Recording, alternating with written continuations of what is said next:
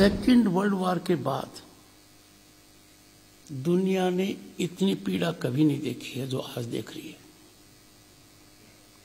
We are virtually sitting on a volcano.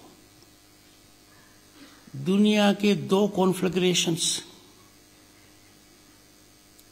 One Israel Hamas, another Ukraine Russia, are too well known.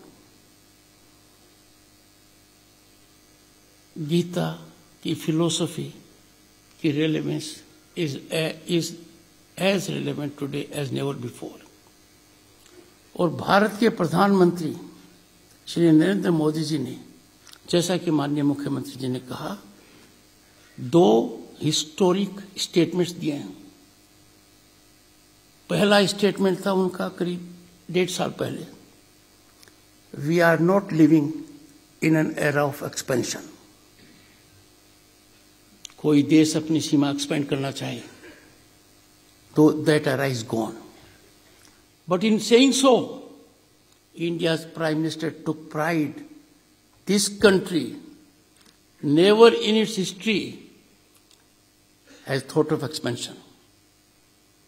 We have suffered invasions. We have suffered incursions of all kinds.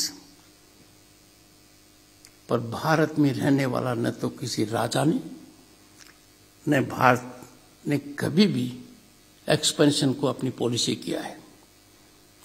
We have never believed in it. And second, जब दुनिया के सामने दो बड़े मुद्दे थे तो प्रधानमंत्री जी ने, टेकिंग गाइडेंस फ्रॉम गीता,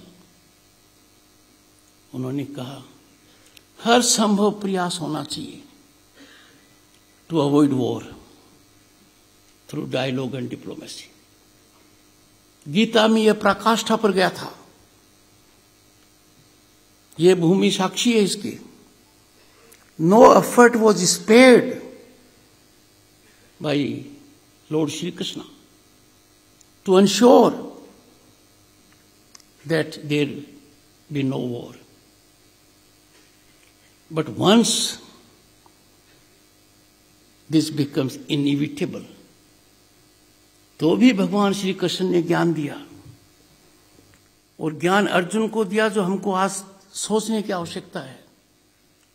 और भारतवर्ष की प्रेजेंट जो गवर्नेंस है, इसको मैं गीता गवर्नेंस कह सकता हूं।